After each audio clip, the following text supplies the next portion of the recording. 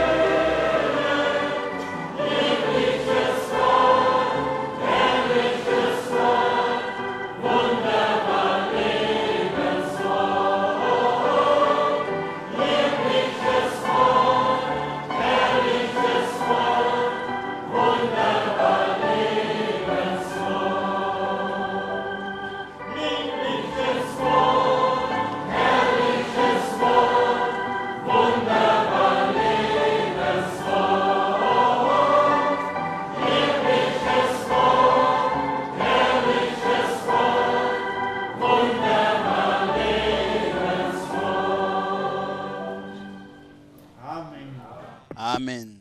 Ja, wir Oui, singen noch nous chantons dieses encore bekannte Lied, ce Nummer cantique 14, connu, le numéro Regen des 14, Segens soll fallen. pluie de Das bénédiction. brauchen wir alle Nous en im avons besoin Geistlichen, tous dans le domaine dass der spirituel, mächtige Regen que la von oben pluie auf uns puissante alle d'en haut herabfällt. descende sur nous tous.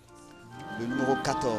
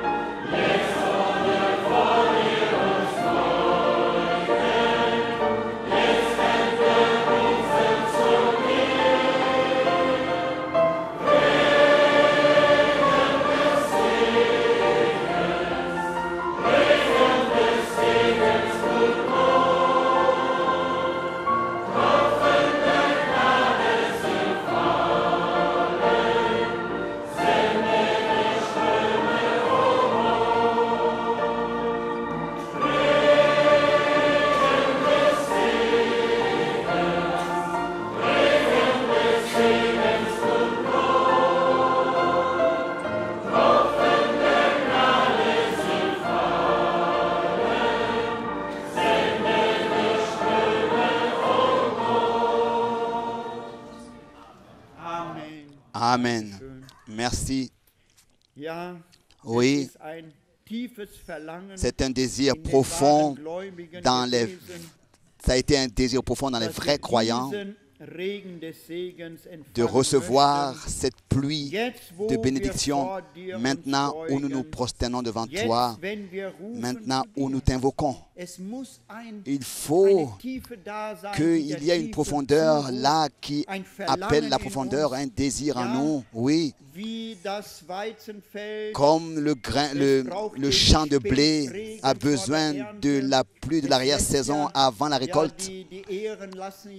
Les grains se courbent étant mûrs. Bruder Branham Et sagte frère es, ja, Branham disait ein Beispiel, dans un exemple, dann beten sie den Regen, il prie Jetzt pour ist die la letzte pluie. Kraft, die C'est der la dernière Weizen puissance zu reifen. que Und le diese grain, Kraft von oben, dont le die grain a brauchen wir besoin alle. pour mûrir. Et nous avons besoin tous de cette puissance d'en haut, bien nos frères et sœurs. Et nous voulons aujourd'hui dans la foi et dans la prière nous tenir devant la face de Dieu et prêter l'oreille à ce qu'il a à nous dire. Je voudrais, comme introduction, lire dans 2 Thessaloniciens une parole et après le frère Alfred Borg va prier avec nous.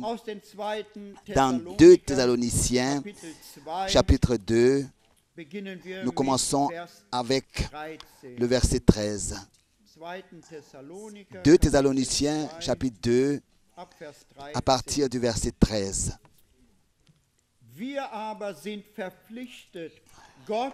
Pour nous, frères bien-aimés du Seigneur, nous devons à votre sujet rendre continuellement grâce à Dieu, parce que Dieu vous a choisi dès le commencement pour le salut, par la sanctification de l'Esprit et par la foi en la vérité.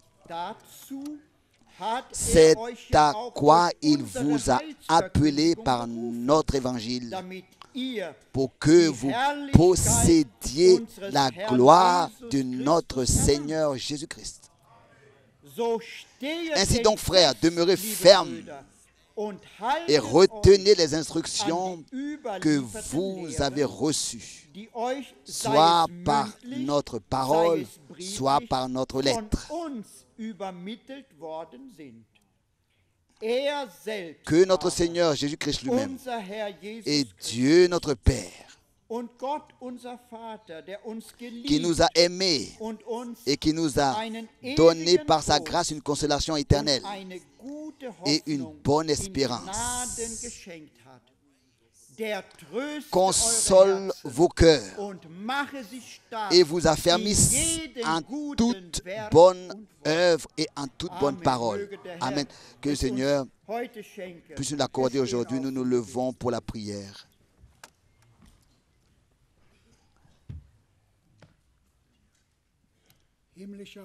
Père céleste, nous te remercions de ce que ce soir, nous pouvons être ici rassemblés en cet endroit, dans le merveilleux nom de notre Seigneur Jésus-Christ.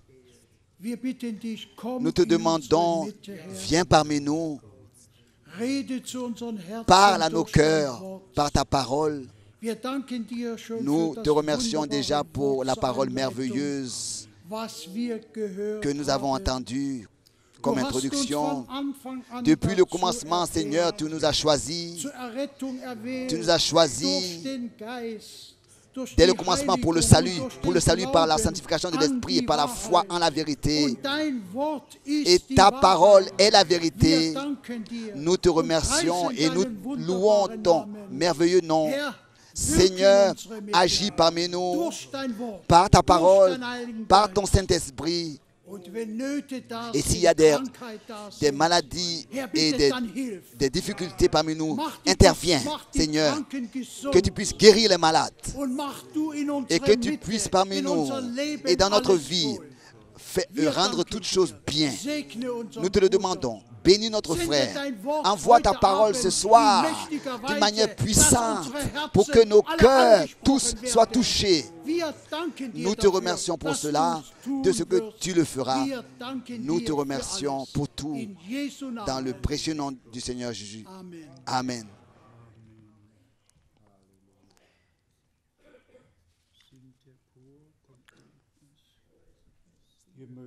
Vous pouvez vous asseoir.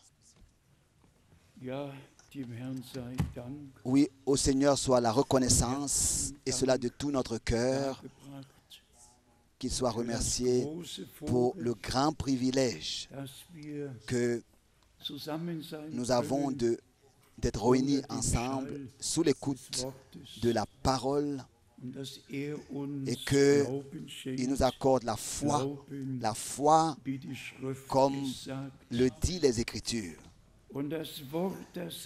Et la parole qui nous a été lue, nous devons aussi tout à l'heure directement l'observer. Mais d'abord, les salutations fraternelles. Je ne sais pas où commencer et arrêter.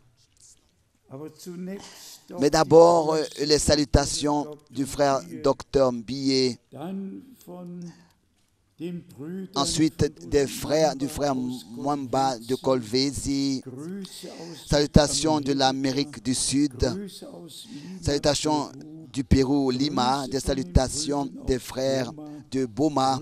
Des salutations du frère Cécile, du frère Salomon de l'Irlande et du frère Silet de l'Argentine, le frère Ellis Wendel de Edmonton, le frère Ngonga envoie des salutations adressées à nous tous. Dans 3 villes, dans 3 pays, maintenant un programme est diffusé. Tout ce qui est prêché ici peut être là-bas dans les nations entendu. Et nous avons aussi des salutations de Nairobi, des salutations du frère Groos de Kapstadt, des salutations de la sœur et du frère Anderson de la Nouvelle-Zélande, des salutations des frères et sœurs Cook de Mackay de l'Australie, des salutations de Nigeria, des salutations de Ndola, des salutations du frère Caleb, des salutations du Denver, Colorado, des salutations d'Abidjan, des salutations du frère Jean-Martin, des salutations de la République du Congo, du frère Joseph d'Atlanta, des salutations de l'église de Goma, oui, des salutations du frère Chikapa et de toute l'église, des salutations du frère Étienne Genton, des salutations du frère Motika de Johannesburg, des salutations de Budapest, des salutations de Kigali, du frère Chauffeur, des salutations de Ottawa, Canada, des salutations encore du Congo, des salutations de l'Angola, de Cabinda, encore des salutations de l'Afrique du Sud, des salutations de la Roumanie, des salutations du frère Funda, des salutations du frère Katuka de Durban. Oui, nous sommes presque arrivés à la fin, encore des salutations du Congo. Et ensuite le frère Georges de Bucarest salue fraternellement. En fait, les salutations continuent ici. De l'Ouganda, encore de l'Afrique. Oui, nous sommes liés avec le monde entier, avec tous ceux qui ont reçu la grâce de Dieu pour, dans ce temps, entendre et recevoir ce que le Seigneur nous a préparé. C'est vraiment la grâce. Dans le jour de la grâce, reconnaître le message du salut divin prévu pour cet laps de temps, de le croire et ainsi prendre part à ce que Dieu fait directement dans le présent. De ne pas jouer la religion, mais vraiment de trouver grâce devant Dieu, de reconnaître les promesses qu'il a données pour notre temps, de les croire et de voir leur accomplissement et de les expérimenter personnellement. Dans les 2 derniers mois, j'avais eu dans les différents week-ends le grand privilège ici et là d'être, que ce soit à Bruxelles, que ce soit Paris, que ce soit Prague, que ce soit Bratislava, et ensuite maintenant aussi la Turquie. C'est vraiment merveilleux de voir de ses propres yeux ce que Dieu fait dans le présent. Nous ne pouvons pas entrer dans les détails, mais ça nous pouvons le dire. Dieu a partout ses serviteurs qui distribuent la nourriture. Il a partout son peuple à qui une table richement garnie est tendue et que vraiment tous peuvent se nourrir, se fortifier de la manne fraîche, la parole révélée, la consommer. Et alors que nous avons aussi entendu que les pays voisins ont été inclus jusqu'à même l'Afghanistan et de l'autre côté de la Géorgie, de la Géorgie, où notre frère, il n'y a pas longtemps, il y a quelques mois, et de là-bas était ici, et il y a à peu près 200 qui veulent se laisser baptiser bibliquement seulement en Géorgie. Et le frère Schmidt et le frère, ou bien alors le frère Golia peuvent bien parler de ce que Dieu fait dans ces régions, que ce soit au Ouzbékistan ou alors dans d'autres régions. Nous sommes reconnaissants à Dieu pour les différentes langues qu'il nous a données en cet endroit, pour que nous puissions transmettre ce que Dieu nous a confié. Aujourd'hui, je ne dois pas manquer de saluer tous ceux qui sont ici pour la première fois ce soir, particulièrement de leur souhaiter les bienvenus. Qui est ici pour la première fois? Ici, levez-vous s'il vous plaît, pour que nous puissions particulièrement vous souhaiter les bienvenus. Oui, que Dieu vous bénisse, que Dieu vous bénisse, que Dieu te bénisse, que Dieu te bénisse, que Dieu te bénisse, que Dieu vous bénisse. Oui, que Dieu bénisse, que le Seigneur soit remercié. Oui, oui, aussi là-bas sur le balcon, si le Seigneur vous bénisse. Oui, nous sommes reconnaissants. Et quand nous entendons qu'il y a des frères et sœurs de l'Hongrie qui viennent, vous savez que l'Hongrie est un pays avec des problèmes et il était et il sera comme ça de passage. Les Juifs n'ont jamais été si maltraités qu'en Europe qu'en Hongrie. Hein? Mais Dieu accorde sa grâce à tout. Nous ne pouvons pas entrer dans les détails des choses, mais le Seigneur a son peuple dans tous les peuples, dans toutes les langues, et nous pouvons lui dire merci de ce que l'appel à sortir a lieu vraiment, et que nous, ou bien alors retentit. Nous avons dans les dernières réunions, ici dites-moi, à Istanbul, nous avons vu en Turquie que pour la première fois, après beaucoup d'années, après plusieurs années, sans avoir été appelés, après le Amen, tous sont venus devant. Je crois qu'il y avait au moins 150 personnes. qui sont venus devant, jeunes et âgés, grands et petits. Et il y a une dame qui disait, je suis dans l'islam, mais je veux que vous puissiez prier pour moi. C'était vraiment merveilleux de voir comment est-ce que le Seigneur a accordé sa grâce et a béni. Et on ressentait que la parole du Seigneur a produit l'effet pour lequel elle a été envoyée. J'espère de tout mon cœur que vous vous réjouissez, vous pouvez vous réjouir avec moi. Et j'entendais justement un amen du frère Gilbert. Je crois que nous, à Paris, nous avons eu à peu près 2000 personnes qui ont été rassemblées pour écouter la parole de Dieu. C'est merveilleux. Le Seigneur appelle et maintenant toutes les invitations dans le monde entier pour faire retentir le dernier appel.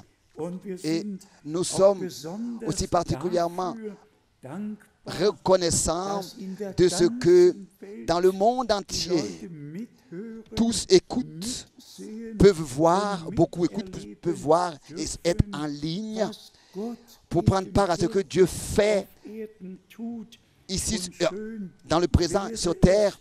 Et ce serait bien s'ils n'écoutaient pas seulement et qu'ils n'étaient pas seulement en ligne, mais qu'ils puissent voir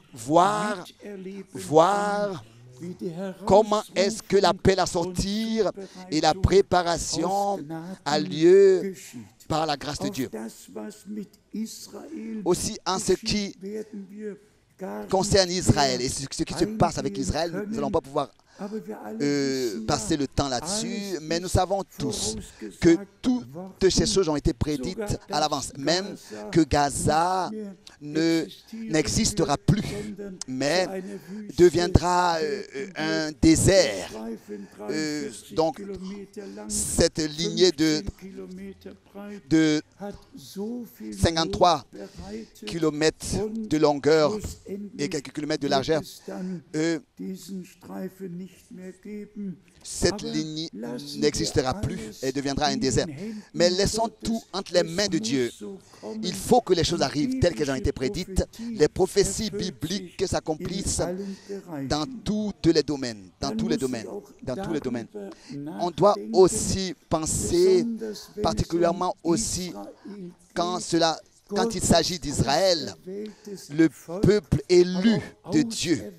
Mais l'élection doit être acceptée, doit être reçue. Et à l'élection s'ajoute la foi, ou bien alors va la foi et l'obéissance. Quand sans obéissance et sans foi, il n'y a pas de sens d'être élu. C'est seulement une imagination ou bien une prétention d'être élu. Si nous sommes élus, nous avons la foi et l'obéissance. Ça va à l'élection. Et j'ai lu il n'y a pas longtemps que ce soit l'explication, que ce soit en 1896, les différentes déclarations qui ont été faites dans le déroulement des années, que ce soit en 1917, où Belfous, le ministre des Affaires étrangères en Grande-Bretagne, a fait cette déclaration que le peuple d'Israël a une maison en Palestine, donc a une cité en Palestine. Et nous allons faire en sorte que cela s'accomplira, c'est ce qu'il a dit. Et toutes ces explications aussi durant toutes ces différentes années et âges. Et il y a aussi le 14 mai 1948, alors que l'État d'Israël a été déclaré par Ben Gurion. Et alors déjà c'est accompli cette parole, quand vous verrez que le figuier devient tendre. Alors déjà toutes ces promesses se sont accomplies concernant Israël, que Dieu ajoutera à son peuple le reste. et les fera sortir de tous les peuples, les langues et les nations et les rassemblera. Nous avons, n'est-ce pas, les Saintes Écritures que nous n'avons pas seulement pour les lire, mais pour voir l'introduction dans le dessein du salut de notre Dieu, avec tous ceux qui croient le Seigneur, qui lui font confiance et qui vraiment reçoivent chaque parole et prennent au sérieux chaque parole telle qu'elle est écrite et demeurent dans la parole telle qu'elle est écrite. Et bien sûr, nous voyons aussi ce qui se passe au Vatican. Nous avons, n'est-ce pas, suivi toute la visite en Israël du pape et ensuite les deux personnalités qui sont allées au Vatican. Nous avons observé tout cela et nous avons vu et entendu ce qui a été fait, ce qui a été dit. Et ensuite, ce grand statement, donc en gros caractère, union dans la pluralité. Hein? Donc, tout est décoré donc, de couleurs chrétiennes. Et Jean 17, n'est-ce pas, est utilisé. Mais si Jean 17 vraiment est lu avec recueillement, il y a des versets qui touchent le noyau dans Jean 17 qui vraiment nous montrent ce que le Seigneur a voulu dire. Laissez-moi donner un exemple avant d'aller dans cette autre parole, lire quelques versets dans Jean chapitre 17 pour savoir à qui est-ce que le Seigneur a adressé cette parole. Et pas il n'a pas voulu parler d'une union quelconque, de pluralité parmi plusieurs religions et plusieurs peuples, mais comme il est écrit ici dans Jean 17 au verset 6 d'abord, j'ai fait connaître ton nom, ou alors j'ai révélé ton nom aux hommes que tu m'as donné du milieu du monde. Pas quelqu'un de quelconque, mais mon peuple, ce que tu m'as donné, mes fils et mes filles, ils ont gardé ta parole. Et ensuite, la deuxième partie, au verset 8, et ils ont reçu et ils ont vraiment connu que je suis sorti de toi. Pas que j'étais à côté de toi, mais que je suis sorti de toi. Et ils ont cru que tu m'as envoyé.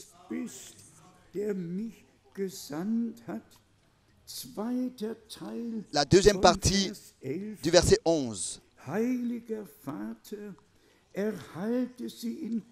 Père Saint, garde en ton nom ce que tu m'as donné, afin qu'ils soient un comme nous.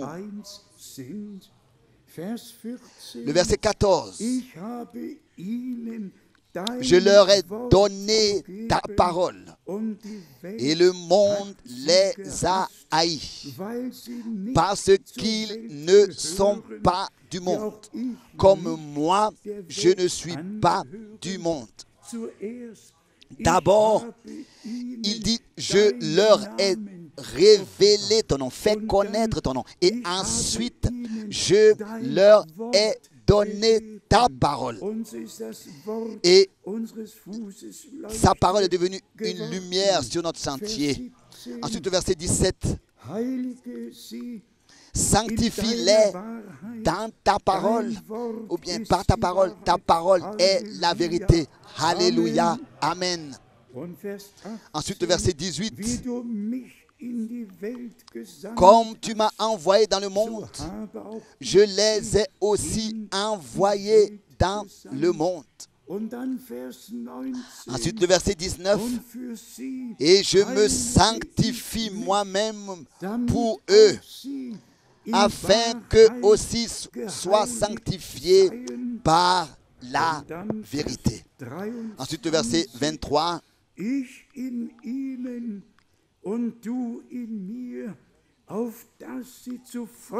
moi en eux et toi en moi, afin qu'ils soient parfaitement un. Pas de la religion, pas une union dans la pluralité, mais moi en eux et toi en moi, afin qu'ils soient parfaitement un. Et encore au verset 26,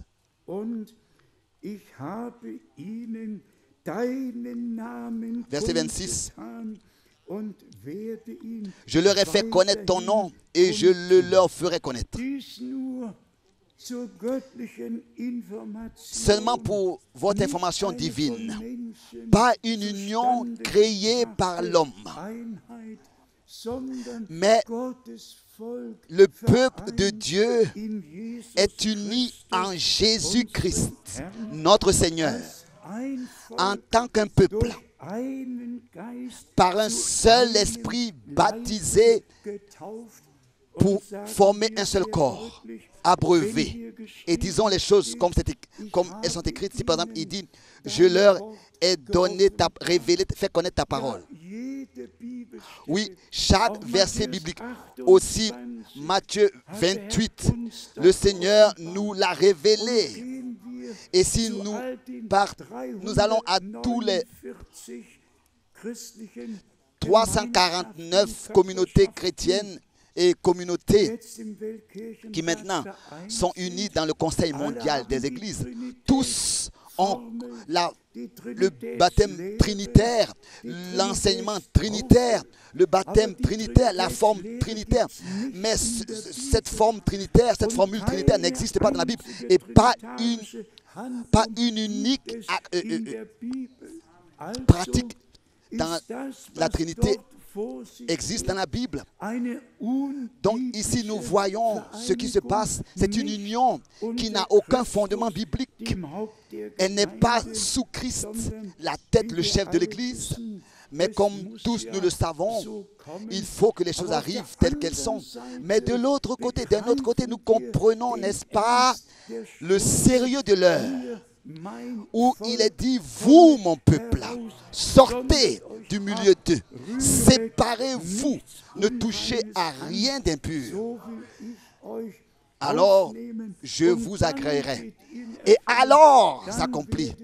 Alors, vous serez mes fils et mes filles. Et je serai votre Dieu. Bien-aimés frères et sœurs, c'est une grâce inexprimable que Dieu nous a accordée dans ce temps de reconnaître les promesses pour ce temps dans lequel nous vivons, de ce qu'il enverrait un prophète comme cela était promis. Et j'ai pensé aussi à cela du 11 juin 1933.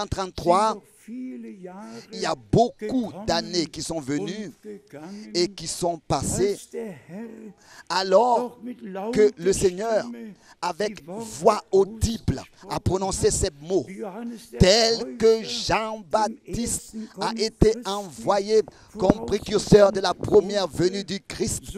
C'est ainsi que tu seras envoyé avec un message qui sera précurseur du retour de Christ. Toutes ces années sont venues et sont passées.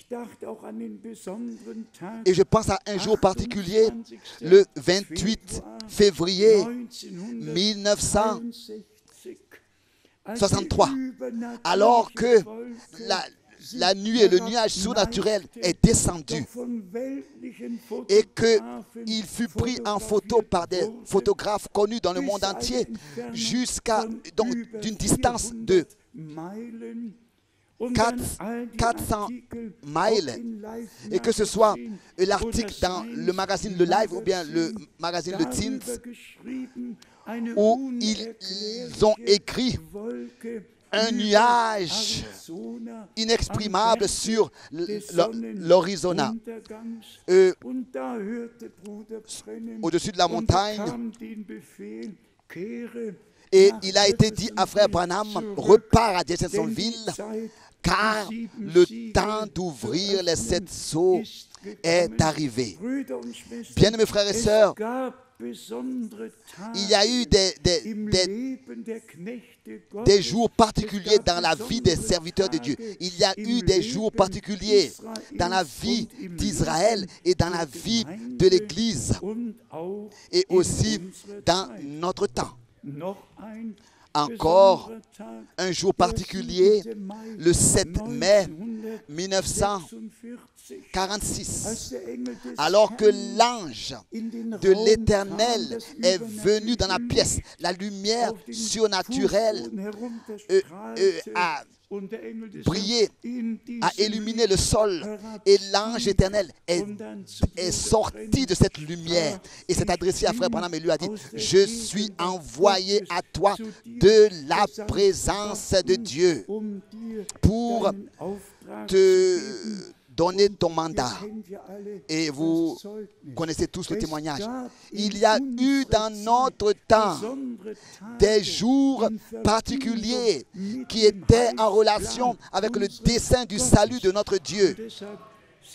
Et c'est pour cette raison que de tout notre cœur, nous sommes reconnaissants de pouvoir croire ce que Dieu, pour notre temps, a promis, de pouvoir le recevoir et l'accepter, de ce que le retour du Seigneur Jésus-Christ s'est rapproché et que avant son retour, le cri de réveil doit retentir. Le cri de réveil doit retentir.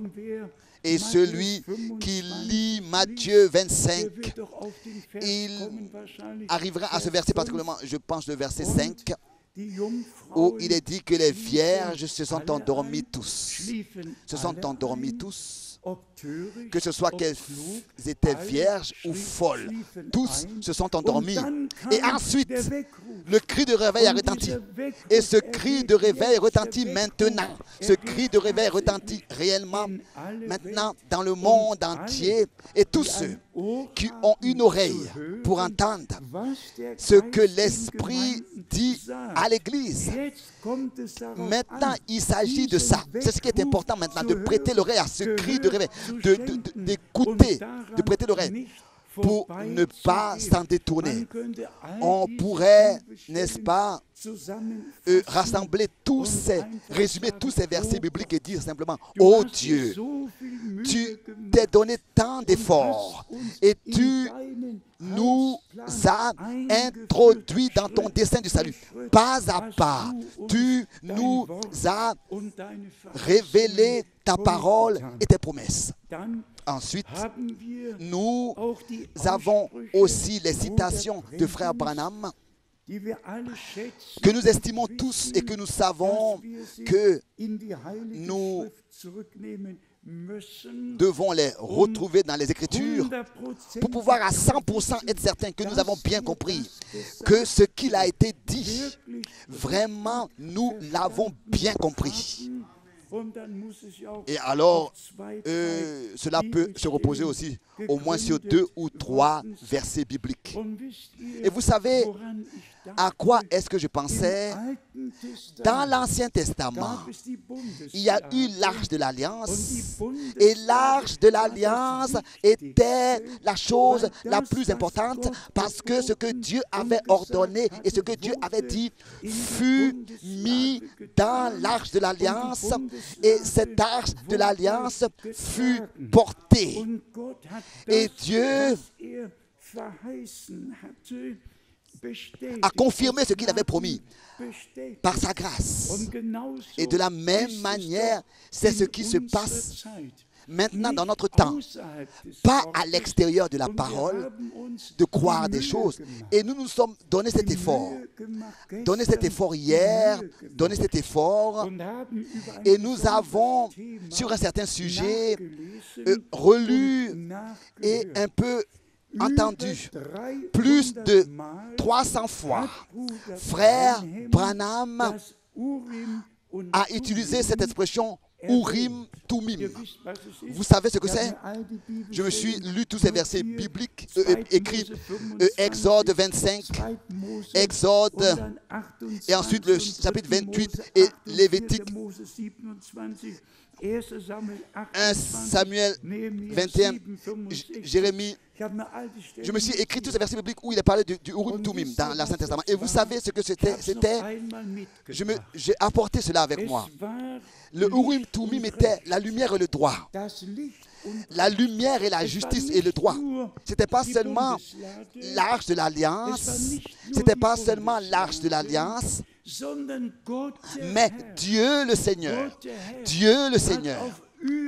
d'une manière surnaturelle, a confirmé par la lumière et par le droit.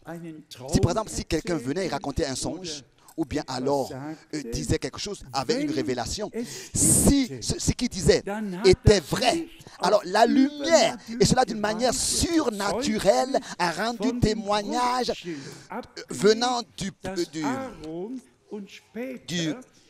pectoral que Aaron portait. Car les sacrificateurs portaient le pectoral sur leur poitrine. Ils ne pouvaient pas apparaître devant le peuple de Dieu sans avoir porté le pectoral. Et c'est ainsi que frère, pendant plus de 300 fois, et pour nous, le pectoral, c'est la lumière et le droit. Pour nous, le pectoral, c'est la Bible, la parole de Dieu, c'est notre pectoral. Et la Bible doit confirmer tout ce que nous croyons, tout ce que nous disons. Tel que Dieu, dans l'Ancien Testament, d'une manière surnaturelle, a rendu témoignage de tout ce qui était vrai ou pas vrai. En ce que la lumière brillait.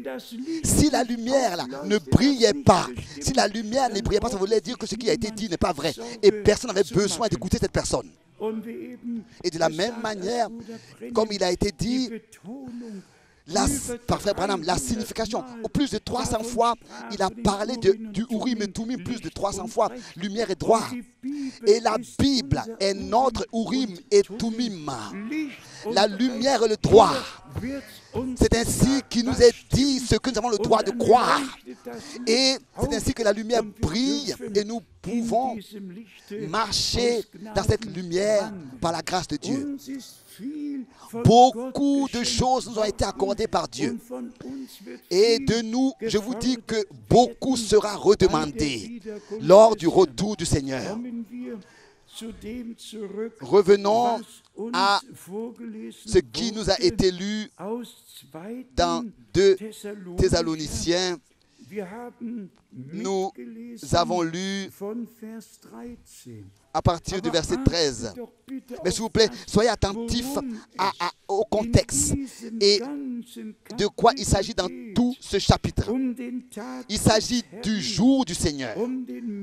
Il s'agit de l'homme d'iniquité et de l'impie et de l'adversaire qui s'élève au-dessus de tout ce qui est appelé Dieu ou bien culte rendu à Dieu. On doit lire cela dans son contexte pour savoir de quoi il s'agit. Et ensuite, nous avons dans 2 Thessaloniciens, au chapitre 2, à partir, donc la dernière partie, la deuxième partie, du verset 10 déjà, et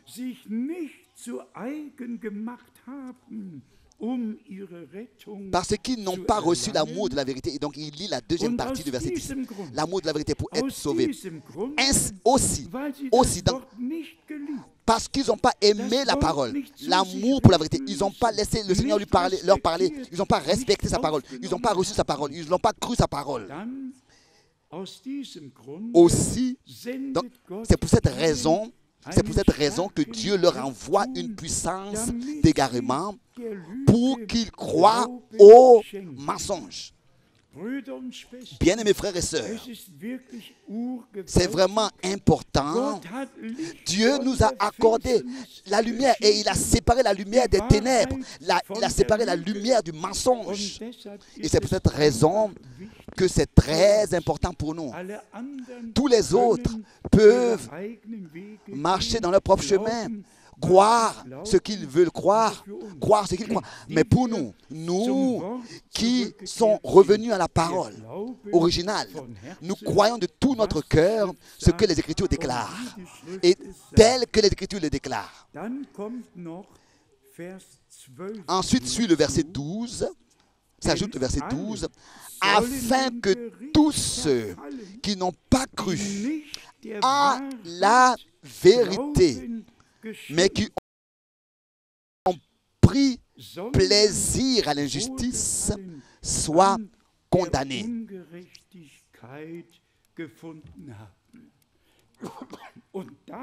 Et c'est après cela que suit, n'est-ce pas, ce verset merveilleux que nous avons lu, le verset 13. Pour nous, d'un côté d'abord, tous ceux qui n'ont pas reçu la vérité, qui n'ont pas eu l'amour pour la vérité, qui ont même pris plaisir à l'injustice, soient condamnés. Et ensuite, cela adressé à nous, pour nous, frères bien-aimés du Seigneur, nous devons à votre sujet rendre continuellement grâce à Dieu. Pour quelle raison? Pour quelle raison? Quel est notre devoir principal? Pas seulement de prêcher la parole, mais de rendre grâce, continuellement grâce à Dieu pour tous ceux qui ont cru la prédication. Continuellement grâce à Dieu pour tous ceux qui ont cru la prédication. Et ensuite, la parole aussi produit l'effet pour lequel elle est envoyée à ceux qui la croient. Ensuite, ici, il est écrit parce que Dieu vous a choisi dès le commencement pour le salut, par la sanctification de l'Esprit et par la foi en la vérité. Vous connaîtrez la vérité, vous reconnaîtrez la vérité, et la vérité vous rendra libre. Chaque sujet biblique, et disons cela très clairement, cela commence avec la divinité. Je le mentionne encore une fois. Tous ces 349 communautés ont seulement pris le premier paragraphe ils ont seulement le premier paragraphe en commun dans leur confusion de foi. Mais tous les autres se diffèrent et encore une fois se diffèrent. Mais ils ont en commun seulement le premier paragraphe dans leur provision de foi. Mais la foi en la Trinité et la foi au baptême trinitaire, ces deux choses-là, ils l'ont tous en commun sans considérer où et qui est-ce qu'ils sont. Ils ont tous ces deux points en commun. Et c'est justement ces deux points-là, c'est justement les plus importants. Nous devons savoir que Jésus-Christ est Dieu lui-même, manifesté dans la chair, justifié en esprit, prêché parmi les nations, reçu dans la gloire. Bien sûr, dans son humanité, il devait être tout. Il devait être l'agneau de Dieu. Il devait devenir médiateur, avocat. Il devait être tout, en tous, pour tous. Mais quand la fin viendra, Dieu sera de nouveau toute chose en tout. Mais je le mentionne seulement que ces choses fondamentales-là, ils les ont tous en commun. Et cette base-là qu'ils ont en commun n'est pas vraie. Elle est fondée sur du sable mouvant, pas sur la révélation de Jésus-Christ. On peut même se décorer de versets bibliques de la tête aux pieds. Cela restera toujours un mensonge malgré la décoration de versets bibliques. C'est pour cette raison qu'on doit dire quelle grâce de croire comme nos frères ont cru dans l'église primitive. Et ça, c'était aussi le message. Et ça, c'est le message de l'heure. De revenir au commencement, de revenir à l'enseignement des apôtres, de revenir au fondement original, de revenir et encore une fois de revenir. Et c'est pour cette raison que nous sommes de tout notre cœur reconnaissants à Dieu de ce que nous avons eu la grâce de reconnaître l'heure de la visitation divine dans notre temps et de savoir que c'est Dieu qui l'avait promis, disant « Je vous envoie le prophète Élie avant que le jour terrible et redoutable de l'Éternel vienne. » Et il l'a accompli. Pour quelle raison? Pour quelle raison? Pour ramener le cœur des enfants de Dieu à la foi des pères. Des pères. Ça, c'est l'objectif, c'est la promesse. C'est pour cette raison que nous devons revenir à la parole. Aucune révélation qui vient de Dieu est à l'extérieur des Écritures. Tout ce qui vient de Dieu reste dans le cadre des Écritures. Et la semaine dernière, je me suis encore donné cet effort. Et dans les deux dernières lettres scolaires, j'ai encore relu ce qui a été écrit parce que beaucoup de frères disent qu'ils croient le message et ils ont malgré tout les 7 tonnerres comme enseignement qui sont tous différents. Je crois qu'il y a à peu près 9 révélations, bien interprétations des 7 tonnerres. Mais ici, je me suis encore une fois relu, ou bien j'ai écrit dans la lettre circulaire de mars 2013. Mars 2013, j'ai relu encore la citation de Frère Branham. Alors que quelqu'un vint à Frère Branham et lui disait si la voix des 7 tonnerres retentit, ce sera quelque chose qui n'est pas écrit dans la Bible.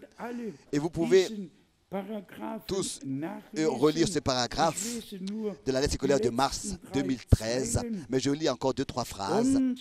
Citation. Les 7 sceaux ont révélé ce que c'est que les 7 tonnerres. Et ici, il faut qu'il soit dit, comme souvent je l'ai fait, que directement, alors que Frère Branham vint à cette montagne, il y a eu 7 détonations puissantes qui ont retenti.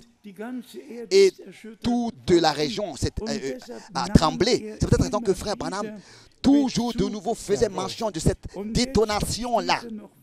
Et il dit encore, c'est toujours la parole. C'est toujours la parole. Et les 7 sceaux ont donné la révélation sur ce que c'était. C'est toujours la parole. Vous ne devez jamais aller au-delà de ce qui est écrit. L'Esprit de Dieu restera toujours dans le cadre de la parole. Il ne sortira jamais des Écritures. Il ne sortira jamais des Écritures. Ce sera toujours, si ça vient de Dieu, l'Esprit de Dieu, lui, reste toujours avec sa parole. Il demeure toujours avec les Écritures.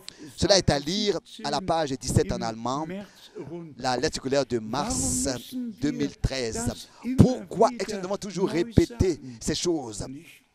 Et je vais maintenant encore le dire à la racine, parce qu'il y a beaucoup de doctrines, d'enseignements qui ne sont pas bibliques et qui sont à l'extérieur du message et qui prennent leur cours. Ce sont des vents qui soufflent. Avez-vous entendu? Pas à l'intérieur du message. Toutes ces interprétations sont à l'extérieur du message. À l'intérieur du message, il n'y a que la parole de Dieu qui a le mot à dire. À l'extérieur du message, ce sont seulement... donc à l'intérieur du message est valable seulement ce que le Seigneur a dit dans sa parole. Et pas une unique interprétation. Mais le ainsi dit le Seigneur de sa sainte et précieuse parole écrite. Qui dit Amen à cela? Amen. Bien sûr. Bien sûr. C'est ainsi que c'est. C'est ainsi que ces choses nous ont été transmises. Et c'est ainsi que nous le croyons de tout notre cœur. Dans l'épître aux Philippiens, l'homme de Dieu a encore écrit pour exhorter les croyants à rester fidèles à ce qu'ils ont entendu, car le Seigneur achèvera son œuvre dans les siens pour le jour du retour de Jésus-Christ.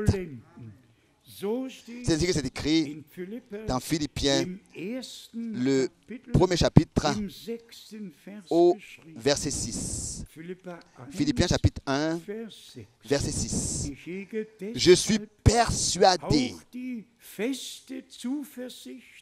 que celui qui a commencé en vous cette bonne œuvre la rendra parfaite pour le jour de Jésus-Christ.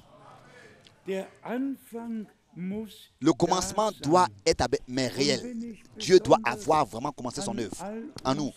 Et quand je pense à tous nos jeunes, nos enfants, nos jeunes, et aussi à tous ceux qui n'ont pas encore expérimenté une expérience du salut, sur qui l'Esprit de Dieu n'est pas encore venu pour les conduire à la repentance, car c'est ainsi que c'est écrit. Reconnaissez que l'Esprit de Dieu vous conduit à la repentance. Nous devons prêcher la repentance. Repentez-vous. Mais qui peut se repentir? Seulement celui à qui sa transgression est reconnue. Seulement celui qui reconnaît sa transgression. Seulement celui de prêcher la repentance, c'est une chose, c'est simple. Mais il faut que la prédication de la repentance produise son effet. Jean-Baptiste a prêché la repentance. Notre Seigneur a prêché la repentance. Et tous ont confessé leurs péchés et se sont laissés baptiser. Reconnaissez que l'Esprit de Dieu vous conduit à la repentance. Bien-aimés frères et sœurs, nous ne voulons pas que aucun de ceux qui maintenant écoutent la parole reste, mais que tous puissent appartenir aux vierges sages et par l'Esprit de Dieu être convaincus de ce qui ne pourra pas se tenir devant Dieu et qu'ils puissent s'en repentir et apporter cela au Seigneur et recevoir l'expérience de leur salut et leur conviction du salut. Dire, aussi vrai que le soleil brille, moi pécheur, j'ai expérimenté le pardon de mes péchés. Bien mes frères et sœurs, un homme qui vraiment a expérimenté le pardon de ses péchés, il peut crier de joie et exalter le Seigneur de tout son cœur. On n'a pas besoin de demander à quelqu'un, voudriez-vous s'il vous plaît prier? Non, non, la louange jaillit comme une source et va au trône de Dieu par reconnaissance pour ce que le Seigneur a fait. Donc, en cet endroit, ce n'est pas seulement le message qui est prêché. En cet endroit, tout le conseil, le dessein du salut de notre Dieu est prêché. Et c'est vraiment, déjà dans la première prédication, ça a été ainsi. Repentez-vous et que chacun de vous se laisse baptiser.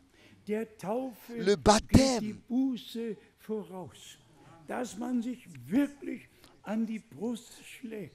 la repentance a lieu avant le baptême. Qu'on puisse vraiment se frapper la poitrine et dire, oh, ma vie est pleine de transgressions. Je viens au Seigneur et je lui demande de me repentir. Je lui demande pardon.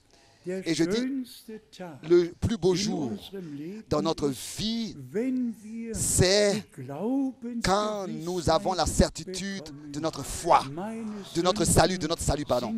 Mes péchés sont pardonnés. Je suis libre, je suis délivré. Jésus m'a accordé la vie. Je suis délivré, je suis libre. C'est un cantique. Alors s'il vous plaît, comprenez cela de la bonne manière. Je veux retrouver tous auprès du Seigneur. Mais on ne peut pas parler de l'achèvement de l'œuvre, de la perfection, si nous n'avons pas eu un commencement avec le Seigneur. Si le Seigneur n'a pas pu commencer son œuvre, d'abord il faut que le Seigneur ait pu commencer son œuvre en nous. C'est-à-dire qu'il est écrit ici, je suis persuadé que celui qui a commencé en vous cette bonne œuvre, la rendra parfaite pour le jour de Jésus-Christ. Donc, le commencement doit être réel, doit être vrai, authentique. Je souhaite vraiment que l'Esprit de Dieu nous saisisse tous et que tous, encore une fois, nous puissions nous repentir, nous plier devant Dieu et dire, Seigneur, ici et là, ce n'était pas comme ça aurait dû être. Fais-moi grâce et accorde-moi la délivrance. Il y a encore des fardeaux qui ici et là existent. Que nous puissions dire, Seigneur, tel que je suis, c'est ainsi que je viens. Délivre-moi entièrement. Car il est encore écrit, celui que le Fils libère, il est réellement libre. Et c'est pour cette raison que nous devons et que nous pouvons prêcher le plein salut pour que lors du retour du Seigneur, nous soyons prêts pour aller avec lui dans la gloire. Le prochain verset, le verset 10, dans Philippiens chapitre 1, nous dit ici donc, Philippiens chapitre 1, ensuite le verset 10, pour le discernement des choses les meilleures, afin que vous soyez purs et irréprochables pour le jour de Christ. Parfois, nous nous tenons devant des décisions à prendre. Et alors, l'homme de Dieu ici dit pour le discernement des choses les meilleures. Aussi, concernant les jeunes, la jeunesse, ils doivent parfois prendre des décisions pour une profession. Ils doivent prendre des décisions. Qu'aujourd'hui, cela vous soit accordé du Seigneur dans votre cœur. Pour que vous ayez du discernement dans la crainte de Dieu. Dire, bien-aimé Seigneur, décide pour moi et avec moi. Fais-moi connaître ce que toi tu décides. Accorde-moi ta grâce pour que ma décision soit dans ta volonté. Car c'est de ça qu'il s'agit maintenant, aujourd'hui, avec nous tous et en nous tous, pour le discernement des choses les meilleures. Pas seulement un peu ici et là, mais là où il s'agit d'une décision à prendre, que nous puissions consulter l'Éternel, le Seigneur, pour qu'il puisse accorder la décision qui est juste à ses yeux, pour le discernement des choses les meilleures, pour pouvoir apparaître devant sa face avec reconnaissance. Et ici, Paul a encore écrit dans Philippiens, le chapitre 2, Philippiens chapitre 2, verset 16. Portant la parole de vie, et je pourrais me glorifier au jour de Christ, de n'avoir pas couru en vain, ni travaillé en vain. Est-ce que vous remarquez l'importance des choses ici? L'homme de Dieu voulait prendre part à la gloire avec tous ceux avec qui il prêchait la parole, à qui il avait prêché la parole. Il voulait avec eux voir le Seigneur. Il voulait être prêt avec tous ceux qui ont entendu la parole de sa bouche. Il voulait que tous soient prêts et que ensemble avec eux ils puissent aller au jour du Seigneur. Et que cela n'est pas notre souhait. Soyez sincères tous. Nous voulons, n'est-ce pas, que tous ceux qui sont ici rassemblés, que tous qui écoutent, que personne ne manque le jour du retour du Seigneur, que tous soient présents quand il reviendra et aillent dans la gloire. Et je suis convaincu que ceci est le temps de la préparation. Et je suis convaincu que dans aucun des cœurs, il y a de la rébellion. Il y a quelque chose qui serait contre ce que nous disons. Mais que tous ont un oui, un amen à la parole. Même s'ils sont faibles et qu'ils ne savent pas encore. Mais nous disons, Seigneur, je te demande, fais-moi grâce, aide-moi pour que je puisse, avec mes décisions, me tenir devant toi. Et maintenant, suit encore la chose merveilleuse au verset 13, dans Philippiens chapitre 2, verset 13. Car c'est Dieu qui produit en vous le vouloir et le faire. C'est lui qui produit cela en vous pour que vous lui soyez agréable. Donc, ce qui est agréable à Dieu, il le produit en nous. Il le met dans notre cœur pour que nous puissions désirer cela. C'est parce qu'il a mis cela dans notre cœur. C'est peut-être maintenant que nous ressentons de désirer cela et nous désirons ces choses. C'est parce qu'il a produit cela en nous, ce qu'il veut. D'abord, il produit en nous le vouloir. Ce qui lui est agréable, il le produit en nous. Il nous accorde le vouloir et il nous accorde aussi la force pour que nous puissions le faire, le mettre en pratique et marcher dans sa volonté. Pour que nous lui soyons agréables. Dieu ne nous donne pas un joug ou bien un fardeau. Dieu ne nous rend pas esclaves et ne nous afflige pas, Dieu nous a accordé la liberté par sa grâce. Et celui qui vient dans cette liberté, il se sentira bien. Il se sentira bien. Car c'est ainsi que Dieu l'a déterminé pour nous tous. Résumons aujourd'hui de quoi il s'agit. Aujourd'hui, si vous entendez sa voix, n'endurcissez pas vos cœurs. Aujourd'hui, si vous entendez sa voix, n'endurcissez pas vos cœurs. Je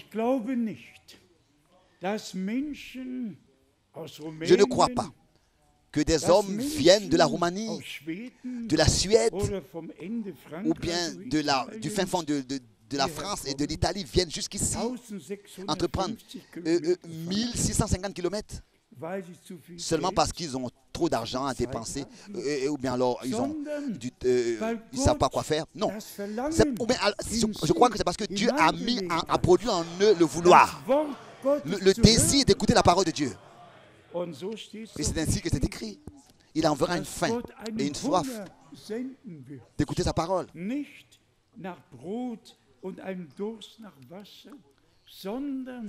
Une faim pas après le pain et une soif après l'eau, mais d'écouter la parole de Dieu. C'est peut-être raison que la parole de Dieu est placée sur le chandelier, est prêchée.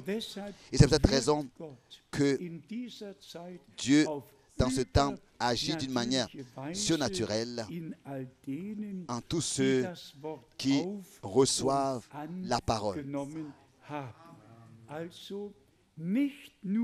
Donc, pas seulement dans l'Ancien Testament, l'Arche de l'Alliance, la parole de Dieu, dans laquelle la parole de Dieu fut mise et portée sur les épaules, mais dans le cœur. Maintenant, elle est placée dans le cœur du croyant. J'écrirai, je ferai une nouvelle alliance avec vous et je mettrai mes paroles dans vos cœurs. J'écrirai mes paroles dans vos cœurs. Et ça, c'est la grâce. Pas seulement porter l'arche de l'alliance sur les épaules, mais les paroles vivantes du Dieu vivant, les écouter, les recevoir, les croire et les recevoir révélées. Et c'est ainsi que nous sommes introduits directement dans la volonté de Dieu, placés dans la volonté de Dieu, par l'écoute de sa parole que nous recevons directement. Revenons à 2 Thessaloniciens, chapitre 2. Tous ceux qui n'ont pas reçu l'amour pour la vérité, tous, sans exception, sans exception, vont recevoir une puissance pour croire au mensonge et seront condamnés. Ce n'est pas nous qui allons condamner. Non, ce n'est pas nous qui condamnons. Mais le Seigneur lui-même condamnera. C'est lui-même qui jugera. C'est ainsi que c'est écrit. Tous ceux qui n'ont pas cru à la vérité sur la divinité. Par exemple, vous devez vous imaginer, je me suis aussi noté cela, combien de fois il est écrit dans la Bible concernant le seul Dieu unique, concernant notre Seigneur et notre Rédempteur. Et ensuite, seulement parce qu'ils ont haï les Juifs et qu'ils les ont désignés de meurtre, d'avoir mis à mort Christ, etc. Et qu'ils ont inventé la Trinité. Mais cette Trinité-là, elle vient en fait du paganisme, elle vient des païens. J'aimerais bien vous montrer ce livre avec tous les Trinités au pluriel qui existaient. Des Trinités ont existé déjà. Et ensuite, les gens là, des églises, là, au commencement du IVe siècle, ont formulé, ont inventé cette Trinité-là parce qu'ils voulaient faire mal aux Juifs. Ils ont inventé la Trinité contre les Juifs. Ils voulaient... Parce qu'ils les ont désignés de cochons et de toutes sortes de noms et de meurtriers et de criminels de Christ. Dans la Trinité, il y a tellement de malédictions qui ont été prononcées contre les Juifs. Et ils ont inventé ce dogme contre les Juifs. Et maintenant, tous sont dans la Trinité. Alors que je le disais déjà, pas une unique fois dans la Bible, il y aurait une pratique, il y a une pratique qui nous est témoignée, qui aurait été faite sous la formule de la Trinité. Pas une unique. Et Matthieu 28 a été simplement mal compris de ces religieux qui n'ont même pas un appel, qui n'avaient même pas un appel, qui ne savaient même pas où Dieu habite, qui n'avaient aucune idée sur l'Ancien et le Nouveau Testament. Ils ne connaissaient pas les Écritures. C'est simplement une religion d'État qui a été inventée, formée. C'est ainsi qu'elle est restée jusqu'à aujourd'hui. Elle est restée jusqu'à aujourd'hui, jusqu'à nos jours. Et soyez sincères.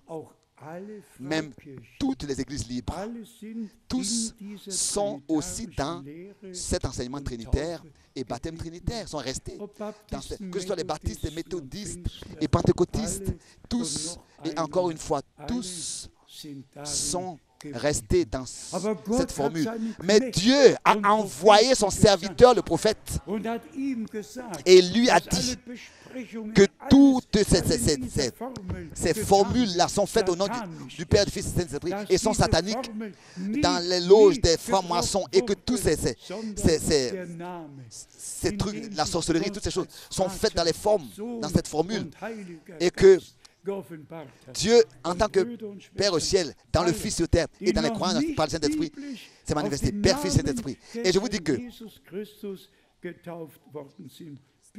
personne n'a été baptisé dans la Bible, dans ces titres, Père, Fils et Saint-Esprit. S'il vous plaît, tous ceux qui ne sont pas encore baptisés au nom du Seigneur Jésus-Christ, qu'ils saisissent cette occasion ce week-end pour se laisser baptiser. Aussi déjà, en 1948, j'avais été par le prédicateur baptiste Richard Spreer, j'avais été baptisé 3 fois. Mais au moment où j'ai entendu le prophète de Dieu prêcher, et à l'époque, Frère Branham avait fait cette expression vraiment crue. Il a dit, tous ceux qui sont baptisés dans cette formule trinitaire sont catholiques. Sont catholiques. Et cela m'a effrayé. Le frère Alfred Borg, Helmut Frank, et beaucoup sont encore ici. Tous nous sommes rapidement nous sommes allés au fleuve, rapidement, tout de suite. Et chacun, nous nous sommes baptisés l'un l'autre. Nous sommes baptisés l'un l'autre, bibliquement, au nom du Seigneur Jésus-Christ. Bien, mes frères et sœurs, ceci est le temps de la décision à prendre. Pas de remettre à demain et du temps pour réfléchir, mais de dire Seigneur, l'arche de l'alliance est ouverte. La parole est révélée, a été révélée. Nous devons revenir à la foi originale, telle que les apôtres et les prophètes l'avaient, aussi concernant la Trinité et la divinité. Et que cela soit dit aussi, Actes des Apôtres 2, verset 42. Et ils demeuraient, ils persévéraient dans l'enseignement des apôtres, dans les prières, dans la brisure du pain et dans la communion fraternelle. Tout doit revenir au commencement. Il n'y a pas de discussion nécessaire. Ce n'est pas nécessaire. Seulement la foi et l'obéissance à la parole de Dieu. Tout le reste, Dieu lui-même le fera avec nous et aussi par nous et accomplira toutes les promesses, car elles sont oui et amen. Et toutes les promesses vont trouver leur accomplissement en nous. Et nous passerons de la foi à la vue. Notre Dieu est un Dieu fidèle. Je vous dis, et cela au nom du Seigneur, aussi certain que Dieu nous a révélé sa parole, nous a accordé sa parole par sa grâce et nous a révélé sa parole. Et aussi certain que dans la foi, nous avons reçu cette parole et que dans la foi et dans l'obéissance de la foi, nous suivons le Seigneur, nous le suivons lui. C'est aussi certain que nous allons aussi voir l'accomplissement de la dernière promesse dans notre temps. Ce que Dieu a commencé, il l'achèvera. Ça, c'est certain. Et comme nous l'avons lu dans Philippiens, il le fera pour le jour de Jésus-Christ. Et je souhaite que la chorale chantera tout à l'heure. Oh, quel jour ce sera. Quand notre Seigneur reviendra pour nous prendre, pour nous faire sortir de ce corps et que pour toujours nous serons auprès de lui dans la gloire. Je vous lis encore cette parole que vous pouvez prendre avec vous aussi dans Philippiens du chapitre 3 verset 20. Philippiens chapitre 3 verset 20. Mais notre cité à nous est dans les cieux, d'où nous attendons aussi comme sauveur le Seigneur Jésus-Christ.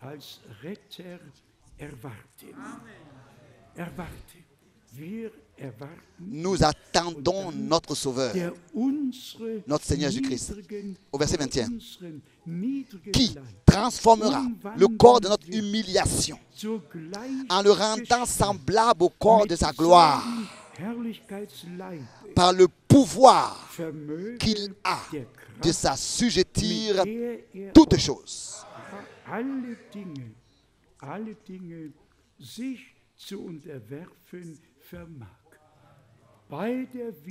Lors du retour de notre Seigneur, avec son pouvoir, il prononcera une parole. Et tous les corps mortels vont entrer dans l'immortalité et vont rajeunir. Dieu a appelé à l'existence tout l'univers par sa parole. Il n'y avait rien qui existait. Rien. Tout était néant. Il a prononcé une parole, il a dit. Et ce qu'il a dit, c'est accompli. Il a appelé à l'existence ce qui n'existait pas. Et quand il reviendra, il appellera à l'existence ce qu'il veut manifester. Et nous sortirons, nous serons transformés à son image et nous irons à sa rencontre dans la gloire. Il n'y aura plus de maladie, il n'y aura plus de vieillesse, il n'y aura plus de douleur. Les choses anciennes seront passées pour toujours. Tout, aussi le corps, sera nouveau. Comme il est écrit ici, nous serons rendus semblables au corps de sa gloire. Lui est devenu semblable à nous pour que nous puissions devenir semblables à lui. Alors tous nous dirons, mort, où est ton aiguillon? Enfer, où est ta victoire? Gloire à Dieu qui nous a accordé la victoire par Jésus-Christ, notre Seigneur. Tout est lié à la réalité. Dieu a envoyé le message et nous avons entendu le dernier appel. Nous sommes sortis et ça, ce sont des heures de préparation et de tout notre cœur. Croire, être obéissant au Seigneur, croire le Seigneur, lui obéir et ainsi nous préparer dans la pratique. Car je vous dis encore une fois, s'il vous plaît, ayez un amen dans votre cœur à chaque parole de Dieu. À chaque parole de Dieu. Qu'il n'y ait aucune résistance, que vous ne ressentez aucune résistance ou bien contradiction dans votre cœur. Mais que vous soyez d'accord avec tout ce que les Écritures déclarent. Croyez comme dit les Écritures. Et vous les verrez s'accomplir dans votre vie. À lui, notre Dieu, qui s'est donné tant d'efforts, tant d'efforts pour parler avec nous. Et nous sommes aujourd'hui ici, rassemblés de l'Est et de l'Ouest, du Nord et du Sud, parce que Dieu nous a appelés et nous a déterminés à ce que le dernier message atteigne les extrémités de la terre. Que tous soient bénis du lever du soleil jusqu'à son coucher et du coucher de son coucher jusqu'à son lever, de tous les continents, dans tous les peuples, les langues et les nations. Ceci est le plus beau âge, le plus beau temps dans toute l'histoire du salut. Et Dieu nous a donné ce privilège de reconnaître et de voir toutes ces choses de nos propres yeux et d'avoir part à cela. Il achèvera merveilleusement son œuvre pour le jour de son retour avec nous. En nous tous, avec nous tous. À lui soit l'honneur dans toute l'éternité. Amen. Levons-nous. Je ne sais pas si la chorale pourrait aujourd'hui chanter un cantique. Chantons encore maintenant, si cela peut être ainsi, le premier cantique qui vient de chœur, pardon, dans le livret, il vient de l'Est et de l'Ouest, il vient du Sud et du Nord. Chantons. Oui. Et la chorale vient maintenant. Venez tous devant.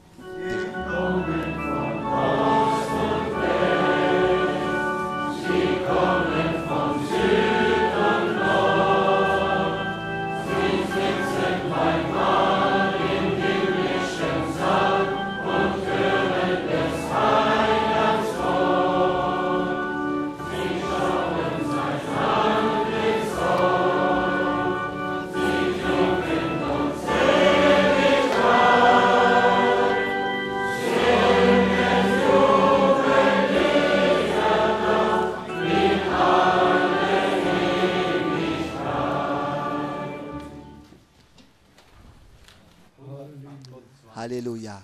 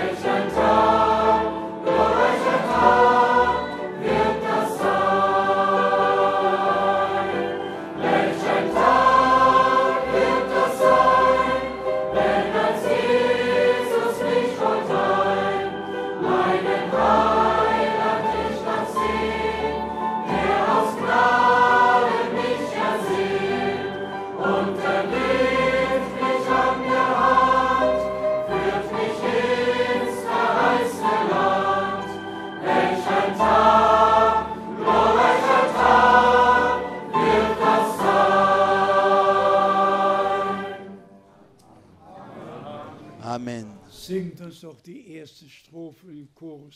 Chantez encore le premier strophe et le refrain.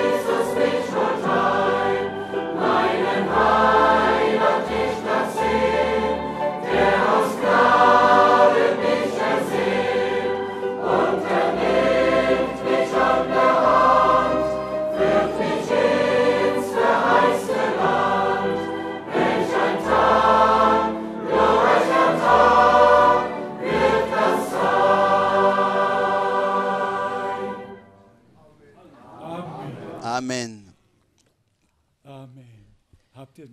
Avez-vous encore un cantique? Amen. Amen. Oui.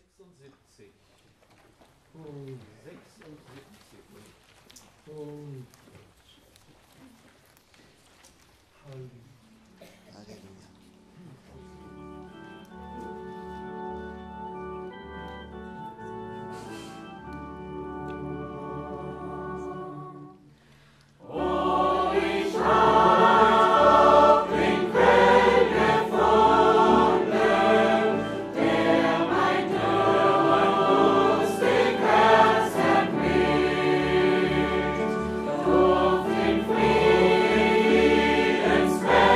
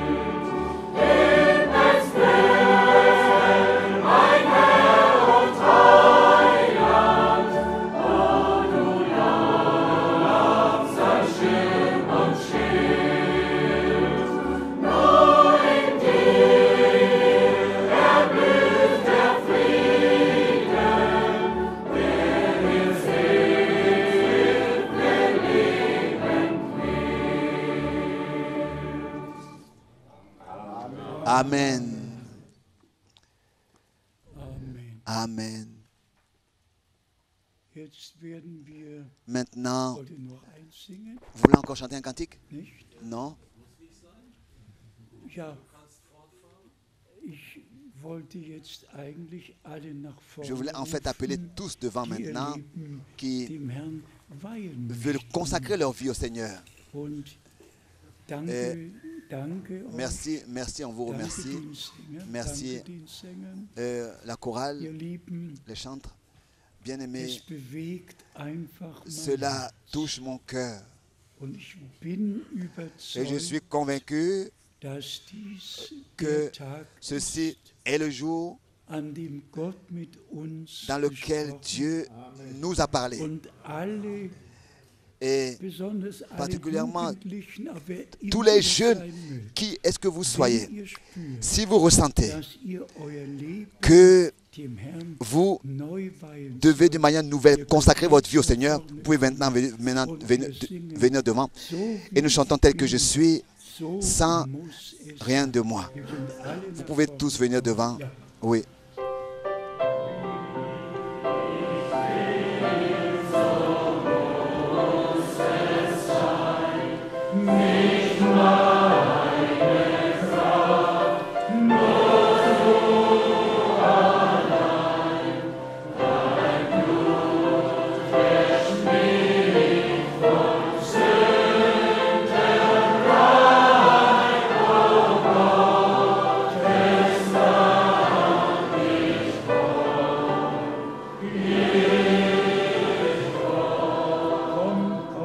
Venez, venez.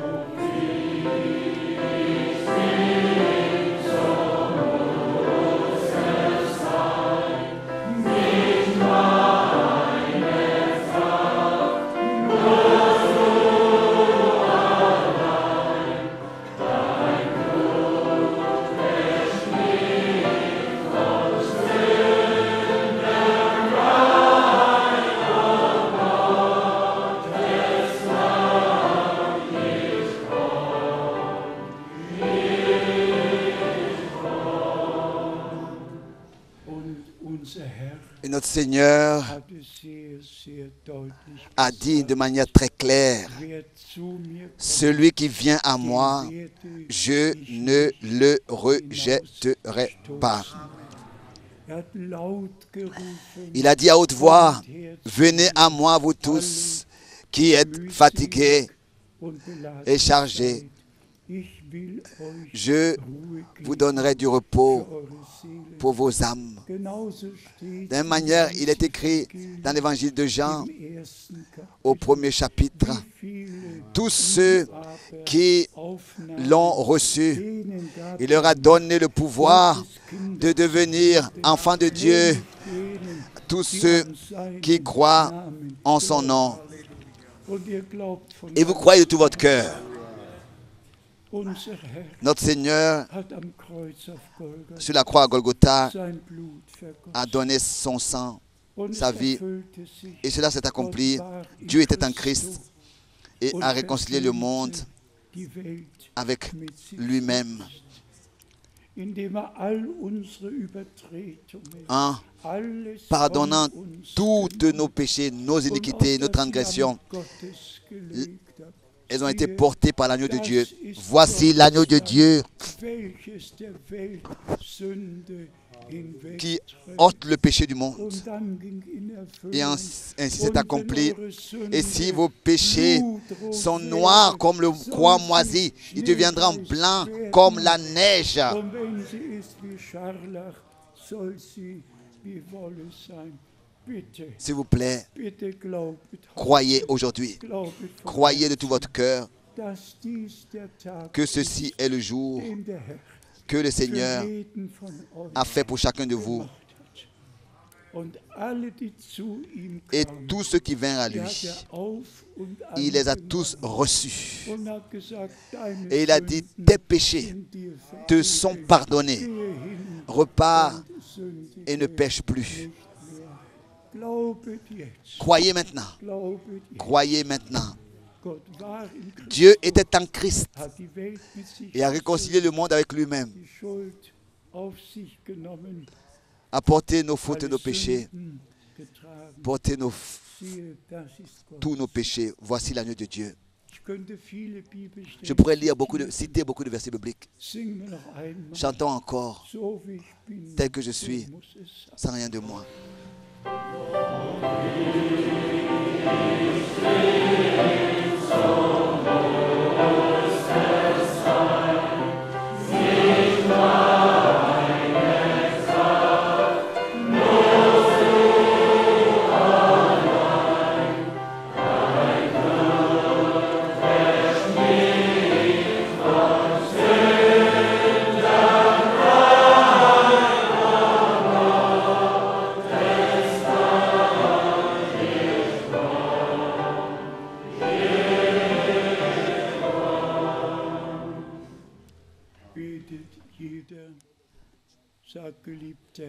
Et ouvrez vos bouches, chacun, priez, dites, Seigneur, je viens à toi.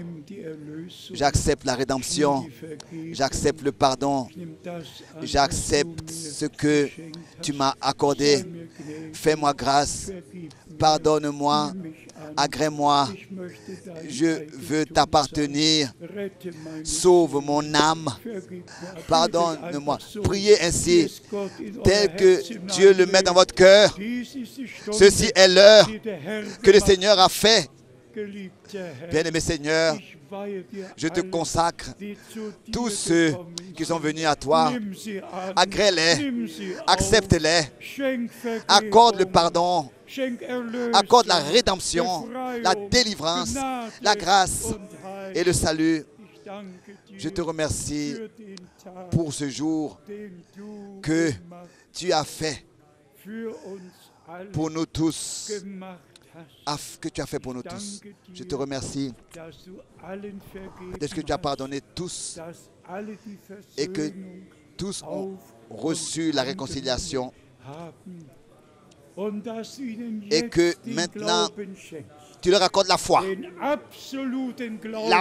absolue au plein pardon, à la pleine réconciliation, et qu'il n'y a rien qui serait resté, qui ne serait pas pardonné, mais que la lettre de condamnation est déchirée et tous sont libres par ta grâce, rachetés, pardonnés, ils ont reçu le pardon. Bien mes frères et sœurs qui êtes venus ici devant, et tous ceux qui écoutent, qui voient, ceci est le jour que le Seigneur a fait pour vous. C'est un commencement, c'est un nouveau commencement.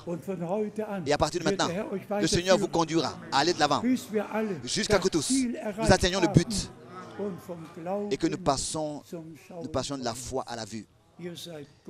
Vous êtes consacrés à Dieu le Seigneur, rachetés complètement, délivrés complètement et consacrés à Dieu. Disons encore ce que notre Seigneur a dit: celui qui vient à moi, je ne le rejetterai pas. Il nous a agréés et acceptés. Vous pouvez le croire? Dites Amen. Amen. De tout votre cœur, dites Amen. Dites Amen de tout votre cœur. Frère Schmidt vient et remercie encore avec nous. Grand Dieu, nous regardons à toi ensemble en cet endroit, à cette heure, dans ta présence, Seigneur. Tu as fait retentir l'appel, Seigneur Jésus. Et tu as dit: ne touchez à rien d'impur. Nous te remercions de ce que ta parole aujourd'hui encore est la même et qu'elle ne revient pas sans effet. Ainsi que nous te remercions en tant qu'Église, nous venons avec nos enfants à toi que tu nous as accordé et nous nous incluons tous devant ta face. Touche chaque cœur, comme ça a été déjà dit. À cet instant, maintenant, vous êtes consacrés à Dieu. Vous avez été délivrés. Accorde la grâce qu'ils puissent croire cela et donne-leur d'aller de l'avant sur le chemin. Je te remercie. Bénis, Seigneur Jésus, de la plénitude de ta grâce et accompagne-les. Éloigne tout ce qui n'est pas de toi, de leur vie.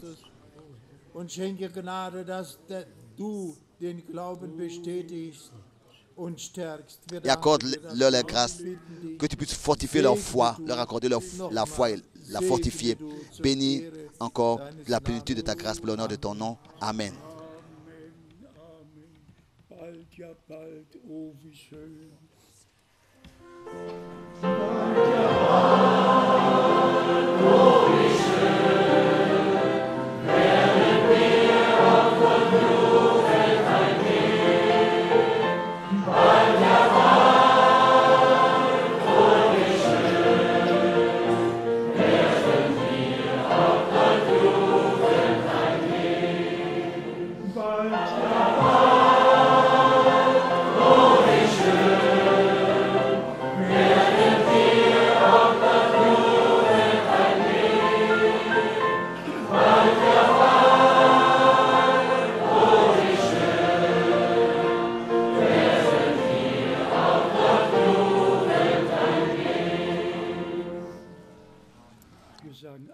Nous disons tous Amen à cela. Vous savez à quoi je pense maintenant? À l'expérience merveilleuse, alors que j'avais été pris de mon corps, sorti de mon corps, et que j'ai vu l'enlèvement, j'ai été enlevé, et j'ai vu l'enlèvement, et j'ai toujours hésité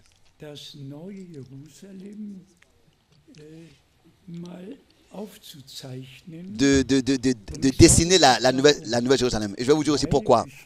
Parce qu'il est écrit, la longueur et la largeur et la hauteur sont pareilles.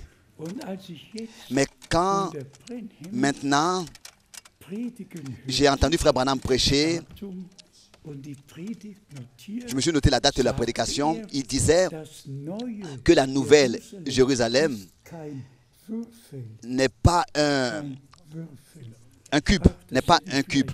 Peut-être que je n'aurais pas dû le dire, sinon vous allez vous faire des pensées, n'est-ce pas?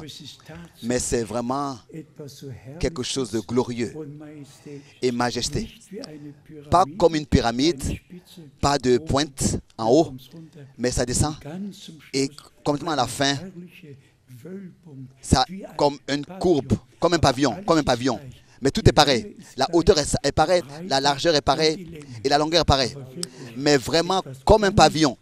Pas une pyramide avec la pointe en haut, mais vraiment majestueux. Je l'ai vu de mes yeux, comment elle est descendue. Je l'ai vu descendre. Et ce qui est merveilleux, c'est que tous, nous serons présents. Je ne peux pas, sans vous être enlevé. Je ne peux pas être enlevé sans vous. Élie peut être enlevé, Enoch peut être enlevé, mais pas moi. Moi, je vais être enlevé avec vous. Avec vous. Amen. Cela aura lieu d'après notre foi.